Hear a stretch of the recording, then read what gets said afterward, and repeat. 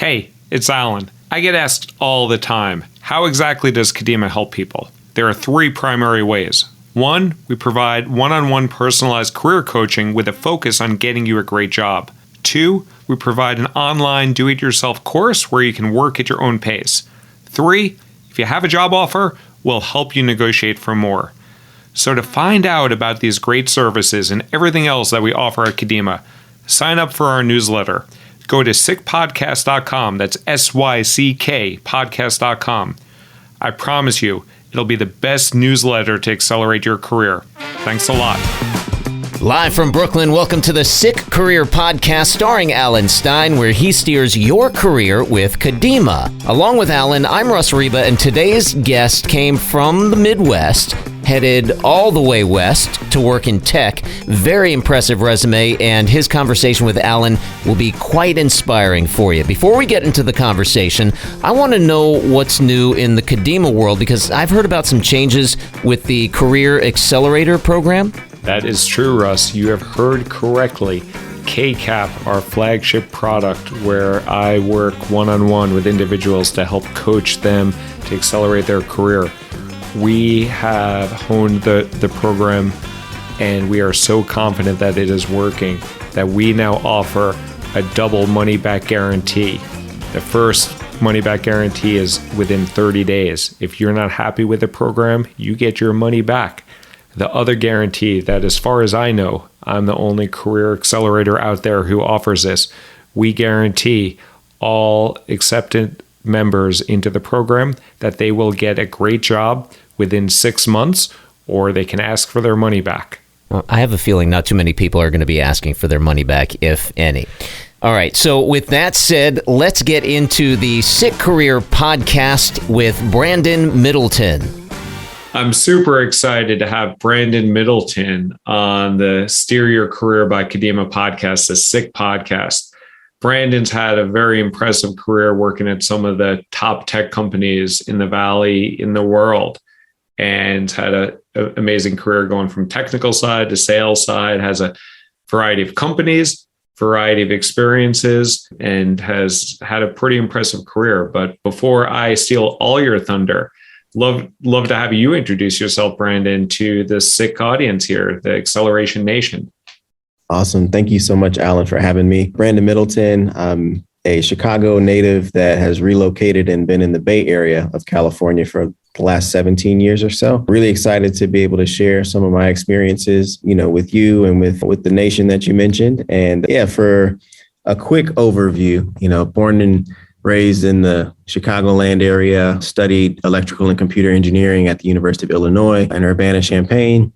And then after that, came out to the West Coast to work as a software engineer at the networking company Cisco Systems. Did about 9 years at Cisco. I did about 3 years at Microsoft after getting my MBA at UC Berkeley here locally. And then from Microsoft, I went over to Slalom Consulting to learn a little bit about management consulting. I ran sales and BD there for 3 years. And then presently, I'm at Amazon Web Services, or AWS, as it's affectionately known. So having a good time. And outside of that, I've got a family, been teaching design at my alma mater, the University of Illinois, and at the Stanford D School locally here for a number of years. So I never sleep. I just trying to do all the things all the time. So hopefully that's a decent overview of what I'm up to these days. Yeah, no, that's awesome. And you've worked at these three tech behemoths, really impressive companies. How do you get into each one of those? Tell me the story about how, these companies are sought after companies between Microsoft, AWS. Yeah. Back in the early 2000s, I think Cisco at one point was like the most valuable tech company in the world, when networking was going crazy. So back in my high school, actually, the reason that I wanted to study ECE was because of computer networking. So we had a networking academy that Cisco sponsored at my high school. So I was cutting open Ethernet cables and splicing them and terminating and putting them together. And we had a rack of routers and switches right there in my high school. So I'm if I could do this and make money and do this for a living, this would be pretty sweet. So I went into the University of Illinois ECE program thinking that I'd just take all of these computer networking types of classes. And it wasn't until my senior year that I actually took my first, wireless networking and computer networking protocols type of class. So a little bit of a bummer, but it was definitely worth the effort, and got all the juice for the squeeze in terms of like difficult problems. Engineering is about like banging your head against the wall and being resilient and navigating ambiguity and failure. And it was an internship in my junior year. That was the first kind of exposure to Cisco. So I interned my junior and my senior year, and then found a way to basically come back full time with the same team that I had interned for. So that was like my entry point into Cisco and into the tech industry. So how did you get that internship at Cisco? It sounds like they were doing some marketing efforts at your school. Yeah. So, University of Illinois, or U of I, as it's called, is a top, 10, top 15 engineering school. I think we were number 4 or 5 in the nation, when I was there. And then these recruiters from the different companies would come, on campus. They would lure you with free pizza and soda. Right around 4 o'clock is when it would start. And right around 7:30 or 8 o'clock is when they would like leave and go to their hotels. So I timed my classes to end at right around 4 o'clock. So I would leave an engineering class and walk straight over to the place where, the interviewing and the meeting and greeting of the students was happening. So I met Cisco there. And at the time they had 2 paths. They had one for, straight software engineering types of jobs. And they had another one called the Sales Associate Program to train you up to be what's called a solution architect or a systems engineer, or some places call it like a sales engineer. And then the other side of the Sales Associate Program was learning how to become an account manager, or learning how to become like more of a business owner, business person. So I thought it would be a waste of my, computer science and electrical engineering like degree to just go into business, or to go into like that Sales Associates program. So I actually was interested in the first one and became a software engineer. How I got the actual internship was interesting in that I worked in the Student Services Center. So I worked with multiple companies who are trying to come onto campus and facilitate these, introduction meetings with students. So since Cisco was on the top of my radar, I took ownership out of all of the students who worked in this office of the Cisco event. So I was on the phone with their recruiter and the team of interviewers, and like I talked my way into helping them put their event on, and then circle back after to ask them to consider my resume for the software engineering types of roles that they had internships available for. So a little bit of finessing in there. I was not a 4.0 student. By any stretch. I had like a 3.0, 3.1 for most of the time that I was on campus. But I would say that the personal side of it and kind of name recognition and the value that I was able to help them get by hosting their event and like, putting the word out to all the student organizations so that they got better attendance than usual was part of the reason that they gave me a serious look for the internship interviews. Okay. So you came to Cisco right out of undergrad, and then Microsoft, did you come out of after your MBA? Yeah, I actually didn't leave the workforce to do my MBA. So I did the evening and weekend MBA program. So imagine working your full-time 40, 50, 60-hour job.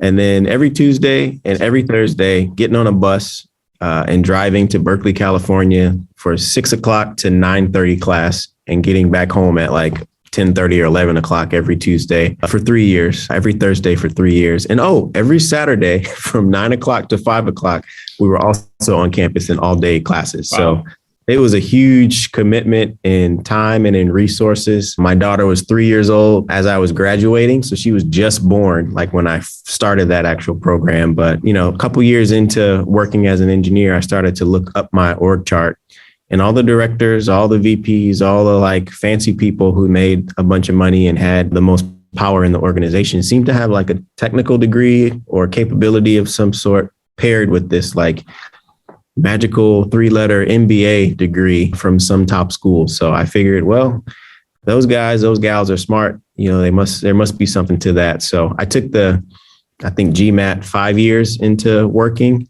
and then decided on kind of the evening and weekend program as opposed to like pulling out of work altogether and leaving full time to do like a full-time MBA. So yeah, that was a little bit of my path on the MBA, and then leaving the MBA program is what got me over to Microsoft from Cisco.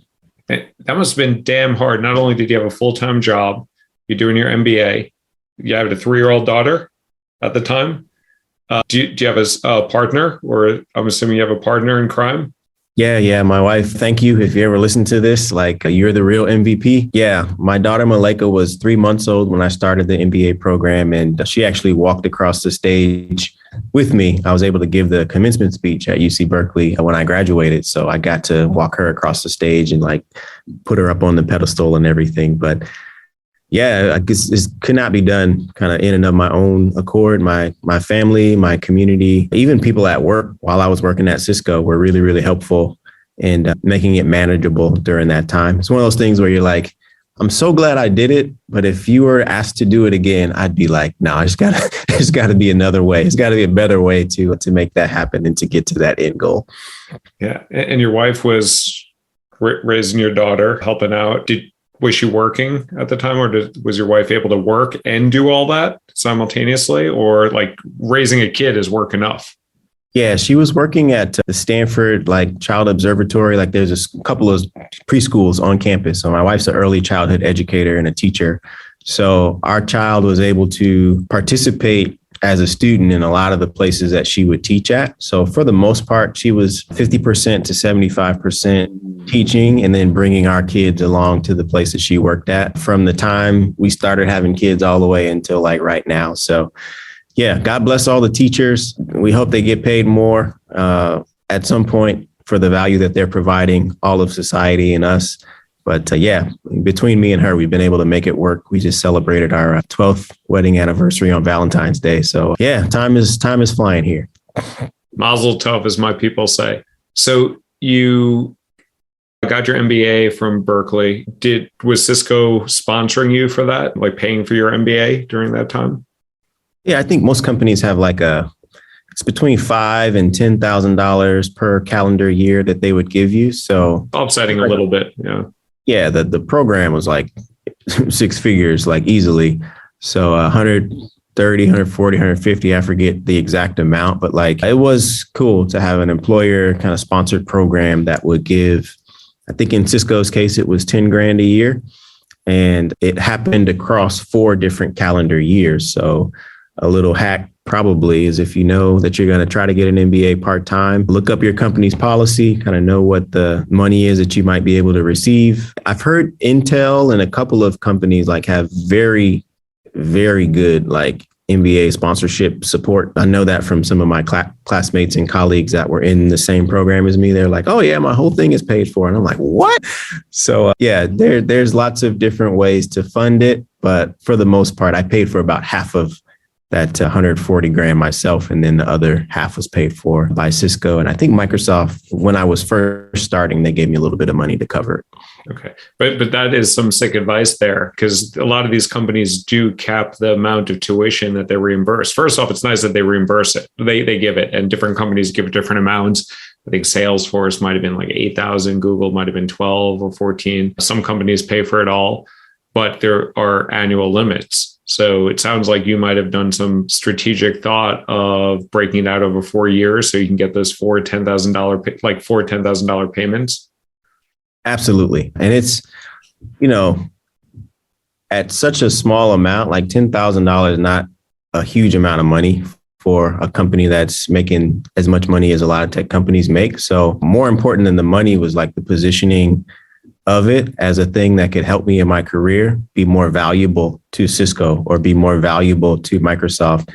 And other stories that I had heard from other companies allowed them to go past the stated program limits based on, a VP or a senior director or somebody high up saying, you know what, I believe in that individual enough to go outside of the limits of our established program and give them double or give them triple the amount. And I've heard of some contracts being signed so that after you finish, you come back and do a year or 2 years to come back and have the company benefit from what you learned. But yeah, just if you're listening to this or watching this, take the established program as just a general idea, but rules are mostly made and can be broken with the right positioning and with the right story. So yeah, hopefully that advice is helpful for anybody that's on the fence about whether to do an MBA or how to continue to career advance as you go down your journey. Have you been able to break some rules through influencing behavior that you're willing to discuss here about like how maybe there were some rules or I guess guidelines and you've been able to negotiate for more? In terms of like negotiating for like your package kind of joining a company? So well, not that, like, we'll get there in a second. I would love to hear that. But it sounds like that some of these companies have caps on the tuition, but there are ways to get people to go to bat for you. And the way that would go, it would sound a lot like, hey, I'm an engineer today, for example. I would like to be a product line manager, managing multiple kind of lines of business with engineers, technical marketing managers, and product managers, all part of that organization. The development plan that I have says that my engineering expertise is one piece of that, but the business and maybe the marketing is something that's a gap that I will address kind of in this 2-year span or, whatever timeline it is. We'll draw up a business plan. Like, this is over time, how much money I'll need in order to complete kind of this plan that I have. This is the value that I'll be providing back to the organization throughout this time. And I know our current kind of allocation of cost and capital says that people who are trying to get an MBA is this. I'm actually not in a position to be able to make that current system work with my family situation or with where I'm at. And I'm requesting that we go outside of kind of the established company norms in order for me to receive whatever amount you think you need in order to make that work. And nicely documented, taken ownership and like done it without anybody having to like push you to do it. Like it says a lot that you would have taken maybe your nights and your weekends in order to craft a business plan like that and to position it in front of directors or VPs or whoever would have the final signing authority to say, yep, that sounds like a good idea. I've seen this person's work over the past and I want to support them in their stated objective for the future. So let's do this, even though it's not the current rules right now. Let's go around it in order to support them. Is that something that you did? You made a business like case and were able to get additional funding for? Not for the MBA, but for other things in my career. Yes. How much of that is dependent on, like, there's ultimately a decision maker that you need to convince, someone who has say over that budget or making that exception. How did you identify those individuals and how did you influence those individuals? Sure. So like at Amazon, for example, like when I first got here, since I was hired during COVID, I come from a number of networks, right? I teach at Stanford in the D School. I come from the University of Illinois. I've worked at Cisco and Microsoft. So I took the affinity groups and the little networks that I had been a part of when I first got here. COVID was a constraint. So I couldn't meet executives in person. I couldn't like influence people the way that I was doing it previous to the pandemic. So I started hosting these quarterly fireside chats for Golden Bears, for people who work at Amazon, who used to attend Berkeley, or for Cisco alums or Microsoft alums who had found themselves at Amazon. And these are communities of thousands of people currently who sit inside of my organization who would come around a fireside chat with an executive or a couple of executives and listen to career advice, network with each other. And to date, I've done 20 plus of these fireside chats. And each of these executives that I'm bringing, I'm moderating, I'm asking them questions, I'm developing relationships with their executive assistants, and they're hearing about the things that I want to do in my future. Imagine a relationship established like that, me coming back to them, months later and saying, hey, I got an idea for something, or I have a development opportunity that needs a little bit more oomph to push across the finish line. Would you sponsor or would you give me coaching on how I might be able to get to my goal? And again, these people in high places who are looking for the next leader in the organization to step up and lead something, or just like driven individuals to get their weight behind, have looked kindly, so far in my couple years here at Amazon, on stuff like that. So that's one example, kind of building a network of fireside chats based on affinity groups to help me start to meet these executives, start to show the value of creating community within such a large company. And based on that value, then being able to sponsor or kind of back in asks that I might have of them in the future. So that's one example. So you proactively took upon yourself of like, hey, I'm going to create these events that bring like-minded people or like experienced people together, like Cisco people that are now at Amazon or Microsoft people that are now at Amazon or Berkeley or whatever. Who gave you that idea? It's like, it's genius. It makes tons of sense. How do you think about that? How'd that idea come to you? And like, I'm guessing you've done it before your days at. It was born, I think, when I worked at Cisco and I was going through the MBA program. I would notice that a lot of our lectures would have like alumni of Berkeley coming back to campus to give guest lectures on a particular topic, right? So I'm like, oh, these people are like really interested and into kind of the Berkeley brand or the Stanford brand or like whatever school brand. So I thought if the affinity is as strong for this leader to come back to campus, maybe, in the 9-to-5 job that I have, the same affinity is there and the same like tie to that brand is still there. So the idea to bring leaders to the forefront and then to bring more junior people as the audience was something that I did a couple of times before I left Cisco to go to Microsoft. And from probably 2013 or 14 up until this day, I've been using some of those types of dynamics in order to bring people together, to engage folks across functional lines. Doesn't matter whose team you're on or what part of Amazon you're in, you could learn something if you come to a fireside chat, whether you're Twitch or whether you're Audible or whether you're Whole Foods or whether you're Ring or whether you're AWS, like everybody's got something to learn from somebody who's been successful at the company and is coming in at that level. So I think it was born like during the Berkeley days when I was working at Cisco, but I've been able to use it in every single job since then. Have you had any mentorship or advice? Like the stuff that you're saying makes total sense. And you're a connector. Mm-hmm. And that's very valuable for a lot of reasons. Not only are you helping other people out, but it's helped yourself as mm-hmm. well, because you're connected to these. On LinkedIn, you have over 6,000 connections, which is a lot of connections. Like, how do you come up with, like, did someone influence you early on in your life, or did you emulate people, or did you have sponsors or mentors that said, hey, don't just sit around, but actually like take a proactive approach?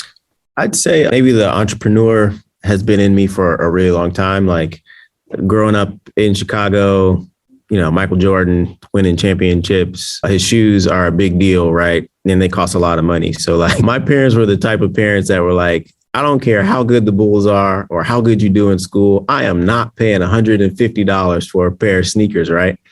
So my chores would get me like $10 a week or something. And I'm like, 15 weeks for one pair of shoes is too long. How can I shortcut this? So when I was 12 years old, I got my first job at a daycare, as a second worker who was helping this lady who ran a child care center out of her house. So that was like $25 a week or something. And then the next year after that, a buddy of mine told me about caddying. So I was a caddy on a golf course, carry golf bags or like run after golf carts for, 4 hours is about the time it takes to finish a round of golf. I made $88 in one day on the golf course in my first year. And I'm like, oh, okay. So caddying might be the way for me to like stack enough cash and buy shoes and clothes so that I'm not needing like mom and dad. I don't need you anymore. Like I've got a way to, finance the things that I want to get. So that was early Brandon. Like you start to see, I find a way to get to the goal that I have through the established mechanism, or maybe I can go around and find like a way that might take a little bit more ingenuity. I'm not afraid to work hard. I'm not afraid to do what I have to do in order to get to where I want to get to. So maybe that's a little bit of background and context for the listeners to just understand a little bit about me in terms of like how I could think of these things or how I could, put these things in sequence in order to kind of successfully navigate a career that I'm in right now. But yeah, I had the work ethic, had the ingenuity, but also did have sponsors and mentors throughout the way. So it's been a combination of both.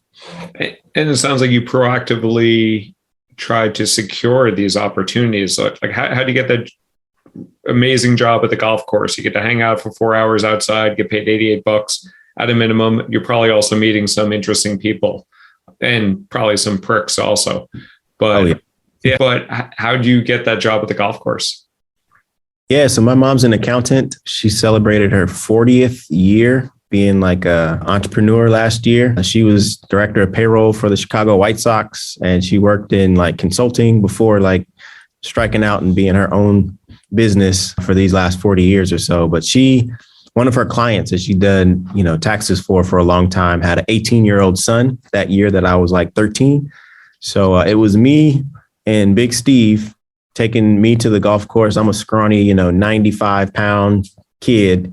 And he convinces the caddy master that he's going to support me. I might suck as a caddy day one, but he would like work with me and like turn me into a machine. And that's exactly what happened. Like he looked out for me. I gained weight. I got taller. I got stronger. You know what I mean? And I actually worked my way up, from a B caddy, to an A caddy, to a captain, to an honor caddy, and put myself in a position to apply for some scholarship money as I was leaving high school and getting ready to go to college. So another, story of, I had the capability to do it and the work ethic to do it, but to get in the door, it was actually a connection, that my mom had with the client, willing to vouch for me, got me in the door. And then, all you ever need sometimes is just the door to be a little bit cracked open, and you can do the rest after you get into it. Yeah. How do you suggest people find their Big Steve? Yeah. So there was no like Instagram or TikTok or Facebook back in the day. So like, I think on the one hand, it's a little bit easier to find Big Steve, but then at the same time, relationships are different than they were. So like you might be connected to somebody, but like not actually be their friend, or like not have any meaningful interaction with that person in real life ever. So I'm like amazed by the generation that's coming up right now, their ingenuity, their kind of entrepreneur, that mindset, the ability for them to be creators and influencers and to like be their own businesses at this early age is something that's impressive. So I wouldn't like give you this crazy, recipe for success, but just lean into the tools that are available, be observant, try to surround yourself with people that are smarter than you. And smarter could mean like intellectually, maybe you think highly of them and you respect them, but also difference is something that I try to surround myself with too. So I'm a African-American kind of dad who's lived in the Bay from Chicago. So I've got something to share with other people who are not like me, but then I've also got a lot to learn from people that are not like me. So one of the best experiences leaving the Midwest and coming out to California has been like just the diversity of food, of culture, of thought that's been out here, and not being afraid to kind of put myself out there and ask questions. I think the world is a lot richer if you can kind of establish relationships across difference and not just kind of be with your own people and be in your comfort zone for, the 70, 80, 90 years that we're here.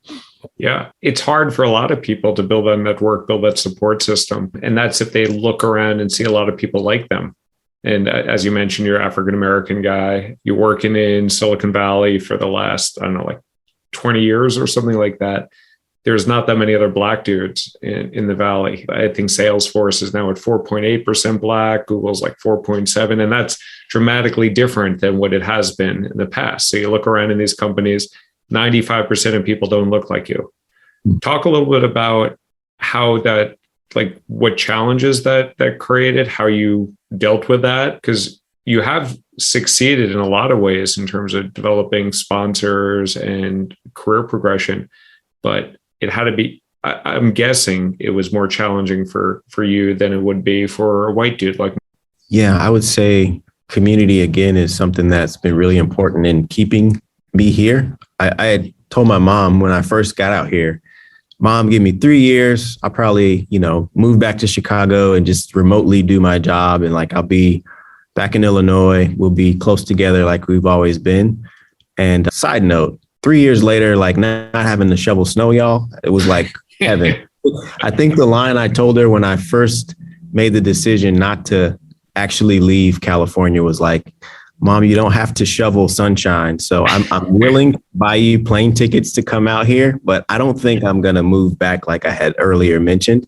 So that was one thing, the weather that's kept me here. But like finding a community of people that look like me, have same kind of experiences as me was really, really important. I've got a group of brothers that I hold really close, and we call ourselves Trilicon Valley. And Trilicon stands for True and Real Icons. And the L is Living Life. And the ICON is Inspiring Communities, Organizations, and Nations. And we all come from different kind of backgrounds. I'm an engineer, some are entrepreneurial minded, some are designers. But the idea that 4 or 5 African-American guys can click up a decade ago and kind of hold each other accountable, make each other smarter collectively, and make it okay that sometimes we're the only person in our company that's representing a certain perspective, but knowing that we've got each other's backs, and knowing that, if I need some real talk from somebody, I can always, call one of my brothers that are here locally. Where a lot of people, if you came from Atlanta, or if you came from New York City, or if you came from another place and you didn't find your Trilicon, then the likelihood that you would kind of boomerang, through the Bay Area and go back to where you came from is really, really high, because the tech companies don't necessarily make it feel like home for you. So in my case, I was blessed enough to be able to find those guys early, and that kind of kept me here. And I guess the fact that my wife is born and raised in San Francisco also, she wasn't trying to go to any snow either. So that was probably another factor in it. But like finding community was really important in keeping me here, and a super, super important part of my story. Yeah. And you mentioned there that the Silicon Valley companies don't necessarily make it easy. Mm-hmm. Talk about that a little bit. Expand on that. Yeah, so it's interesting to kind of observe. Like right now, I'm talking to you towards the later part of Black History Month, so it's February. So 1 out of every 12 months, we'll get like a little bit of an emphasis on kind of the Black cultural experience, and it's the shortest month in the year. Yeah, that's not great. We have MLK's birthday in January, and then Black History Month in February. But on the one hand, when you look at the exchange between like how much kind of our time and our talent we put into companies, and over time, like how our communities have collectively either benefited from or not, kind of from different waves, whether it be in technology or whether it be like kind of industrialization, kind of earlier 1900s, like a lot of the financial boom, like when a lot of wealth was created after World War II, and the GI Bill kind of made it possible for people to buy lots of homes. It was interesting to learn the history of how people outside of the mainstream have been excluded from that. And in the early parts of my career, I felt like so lucky and blessed to like just have a job. So to just be able to say that I had made it and I was making more than my mom and my dad was like one thing, but then to understand kind of the P&L of these companies and like just how small a drop in the bucket it was, started making me a little bit more bold to start asking harder questions about why there weren't more people like me, or why we only went to schools where privilege was necessary in order to get in and to succeed. And it left out like this longer tail of people. So you started over the last, number of years to see companies open up to the idea of hiring from schools that aren't Harvard or schools that aren't Stanford or in like the top 10 or top 20. But for many years, really, really good talent and really, really good people have been locked out of the system of recruitment and talent acquisition. And it's not been super transparent. Like if you thought you were a good candidate and you got on the phone and you just get a email at the end of a process that you poured a lot of time into saying, nope, thanks for applying, but like no feedback we can give you. That's not our policy, or, no help that I can be to you. It's a little bit of a head scratcher to like understand. So like, what do you want me to do then? So I think the industry as a whole, been talking about it for a long time, got a lot of work still to do. And my philosophy is to be a change maker from the inside, as opposed to, founding my own company or my own coalition or organization and trying to go outside in. So I'm a little bit of a intrapreneur from a diversity, equity, and inclusion standpoint, but it's going to take everybody, the outsiders in, the insiders out, corporate America, higher ed, all the different stakeholders are going to have to put some skin in the game. You mentioned that you were unafraid of asking tough questions. Mm-hmm. Has that ever come back in a negative, like as a negative outcome to you by talk about some of the questions that you've asked over your career, because the numbers suck. Like if you look at the facts, the facts and the data, and a lot of these tech companies are data-driven, fact-based. And if you look at the numbers, they do suck. Talk about some of the questions you've asked over your career and what the outcome of asking those difficult questions have been. Questions like, why is it necessary for us to limit the places we visit to the top 20 engineering schools or to the top 10 business schools? Well, we've always done it like that. All right, that's an answer, but it's not doesn't have to be the answer moving forward. Is a college degree necessary in order to do these jobs in this company? What is your definition of community impact, or what's the responsibility that you have having a business in this particular part of the country or in this particular city? Other questions around what would you be happy with, or what does success look like to you or to our organization? And then asking that same question to the community that they're in, where the underrepresented people are, and seeing how far the delta is in the two answers, your company's answer and then the community's answer, who is right in the backyard of that particular company. I don't know. I could go on and on about kind of the idea of paying people for their data and their talent. A company might say, volunteer for this thing. And the output of it will be a t-shirt and a photo op or something. And I'm well, I needed money to buy Jordans and to do stuff when I was a kid. And I'm pretty sure that kids these days are not differently motivated. They need money and they need some finances in order to be able to kind of develop and continue to grow. And if they don't have privilege and they don't have a net underneath them, a photo op or a gift certificate or something really small is not going to be sustainable. So you won't be able to be mad at them for not going to your STEM camp or, being part of the pipeline that you say you want to hire from, if you've never kind of given the resourcing appropriate in order for them not to take that job at Foot Locker and learn, coding or programming, or not to go and, work at that restaurant and do the thing that tech company want them to do. So I think those are a couple of questions that I've asked over the last handful of years, and responses have varied. But, again, it's obvious that there's lots of work that needs to be done from a whole set of stakeholders. So you've had about a 15-year career approximately, although if you go back to your golf course and your first job, longer than that, you've worked at Monster, Google, Cisco, Microsoft, Uber, Twitch, Slalom, now AWS. So it's a lot of changes. I had a similar career path like that. I worked at, I think, 21 different jobs over my career. This is my 22nd job at Kadima. What led to you moving so quickly? And there's probably different reasons at different times, but how do you think about staying in a place for length of time? And do you think the breadth of experience has benefited you or made it a little bit chaotic? Or talk about that, because it's a little unusual. It's not so different from me, but just talk about your thought process around that.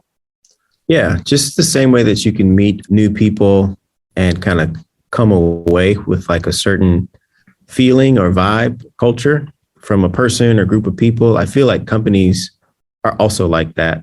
And an entire company is led by kind of an executive leadership team that pushes down this vibe, this way of doing things, this language. And I think the more that I've moved around and sampled kind of the language and the culture of other companies, it's been super interesting. I tell people all the time, I'm an eternal student. I'm always trying to lean in and learn, no matter how high up in an org or how advanced in my career I get. And when I first started at Cisco, I thought, I see a lot of people that are here for 10 or 15 years, and a lot of people have done a lot of time.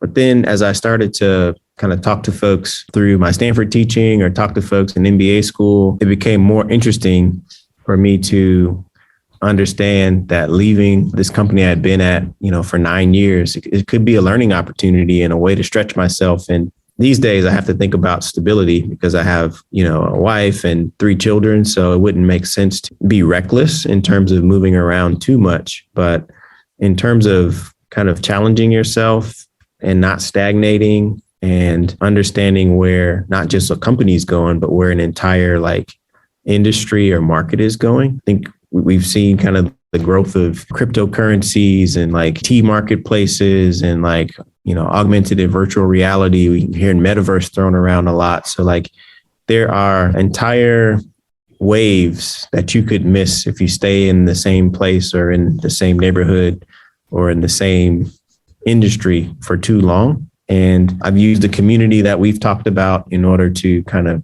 hit me to different opportunities and different places to learn stuff throughout my career. And the fear of, jumping out into something new has lessened and lessened and lessened, because initially, we felt, I'm just thankful to have a job. That boldness has continued to grow and just say, hey, I know based on my experiences and who I am, that wherever I go, that I'll be able to be a value add and a success. So I've got a sense of confidence now that I did not have, and I needed to develop as an early in career type of person. So I'm not sure what I say all of that to say, but hopefully that, some thoughts for that question. Yeah. So, and you've also had experience at a lot of those companies.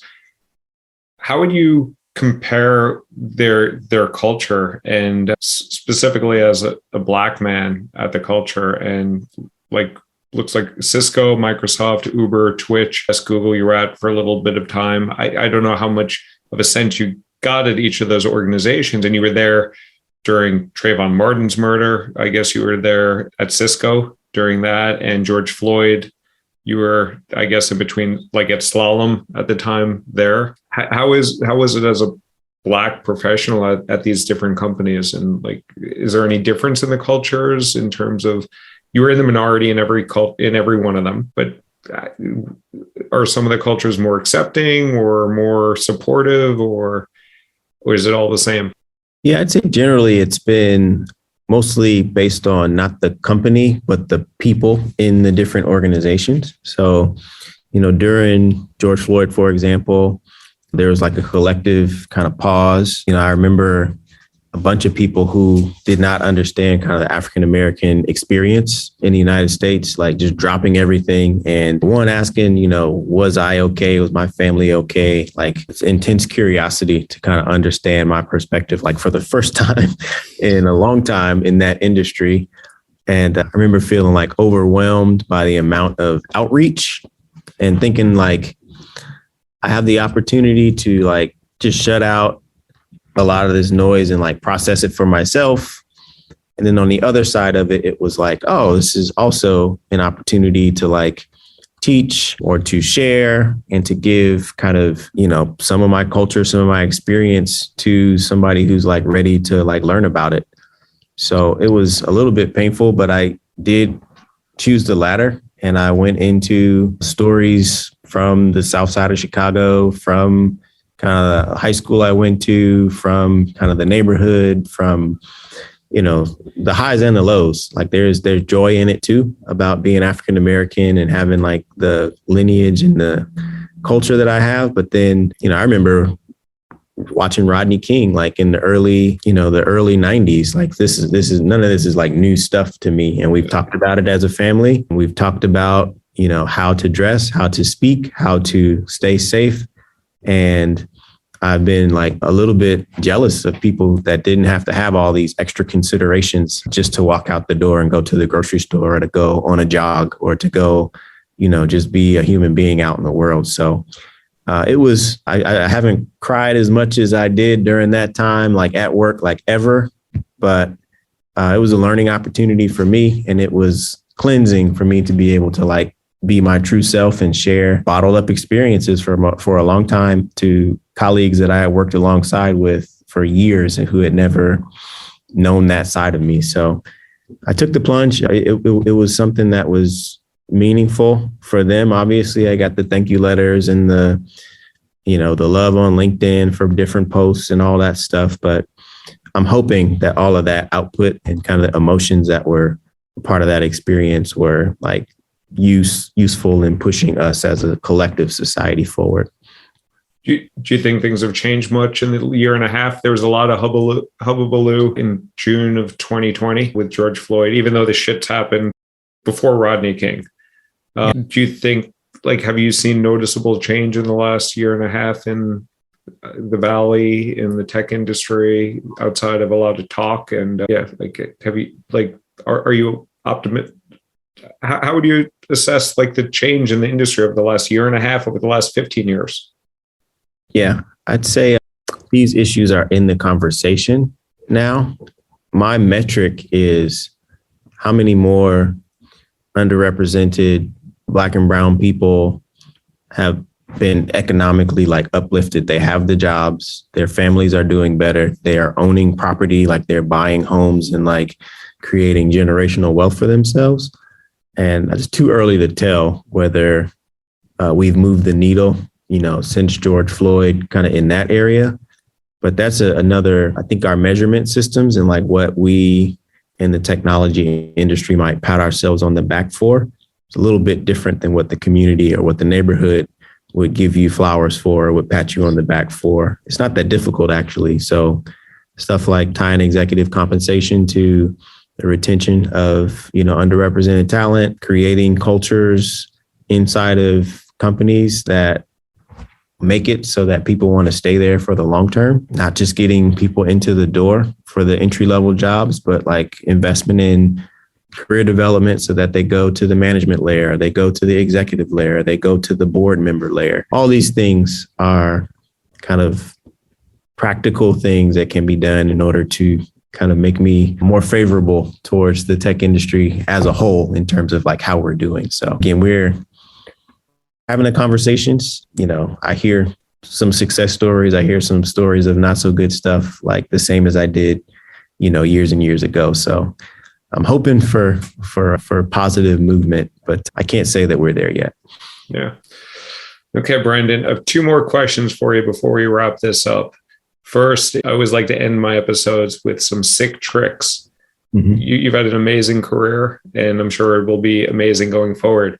What are some SYCK tricks, career advice that you have for people that have served you well that you would advise other people to learn from? I'd say try to bring your whole self to work as much as possible. I used to be maybe afraid to bring it all early on in the career, but I remember, doing some music videos while I worked at Cisco, or bringing the musical side of me or the art side of me in, and whole different people, the marketing department would be knocking on my door and asking for it. So that's a new way to build relationship with a different function. So I'd say be brave and bring your full self outside of your function to your job to make it more fun and to make moments with your colleagues and your teammates. So that's one SYCK trick that I could recommend. And it'll feel better to you to be able to not context shift and hide part of yourself. It'll feel good to you. The other SYCK trick is just a key to being a human being. Take time to appreciate and show gratitude. People ask me for feedback requests, can you write me a little blurb of our interaction? Stuff that you could easily be no, I don't have time, I'm super busy. I would say take the time to show that you appreciate what people are doing for you and appreciate, the customers that you're supporting, appreciate even your family, write notes to your children about how you appreciate them, to your partner about how you're thankful that they, supported you, in my case, through business school and that whole crazy time we talked about. So that'd be the other trick. Just try to take the time, carve it out to be reflective and to be appreciative and show gratitude. Wise advice. And last question. If people want to reach out to you or follow you, what's the best way that people can follow Brandon Middleton or reach out to you? Yeah, if you wanted to follow me, I'm on Instagram. If you do Brandon Middleton, or my hashtag is beware, BWARE 218. Trillicon Valley is on LinkedIn, and it's trilliconvalley.com if you wanted to go check that out. I have a organization called Community College that's tied to the teaching that I do at Stanford and at the University of Illinois. So if you wanted to search for Community College on LinkedIn or Stanford Community College or Illini Community College on Instagram, there's some interesting content there, and on YouTube as well. On Twitter, I think I'm bmid.eth. So I got the fintech tag that a bunch of people have. So bmid.eth, I think, is a way you can find me on Twitter. Awesome. Well, I don't know how you manage all those platforms, 3 kids, job, and all the teaching and all the other stuff you do, but you're an impressive dude. Yeah, thanks again for having me. And, much love to everybody that's listening and watching this. Drink water, mind your business, do unto others as you would have them do unto you. Yeah, thanks so much for having me, Alan. Thanks, Brandon. Appreciate it. So little time in a day. I don't know how he does it either. Brandon, thanks so much for that conversation with Alan today. For you, our listeners, be sure to connect with Alan at SYCKpodcast.com. That's SYCK. And when you get there, check out the blog link. Very informative stuff. Alan, where else do you want to steer your audience to on the website? Hey, Russ, there is so much swag out there for people to grab on our website. And for folks that do not know what swag means, it's stuff we all get. And we give out free resume templates. You can download my actual resume template. We give out the top 100 companies for you to focus your target list on. We also provide our growth framework, which helps you get a great job at one of the world's best companies, all for free. So grab that swag and check it out. All right, and you said the template is free, correct? It's all free. Lots of free goodies out there. I'm a big Costco fan. Costco gives out lots of free samples. Just like that, we give out tons of free samples. They're really yummy, really valuable, and you'll come back for more. I have to say that's good, because I was on a website today and it had to do with audio templates, and it was a host, and he says, and come to this website for templates. I went to the website. The templates were super expensive, and it's like, I thought he was going to give these templates away for free, because the fact that you do that, I think is awesome. All right, for Alan Stein, I'm Russ Reba. We hope you've enjoyed the SYCK Career Podcast episode, this one with Brandon. It was an awesome one. You're going to love the next one.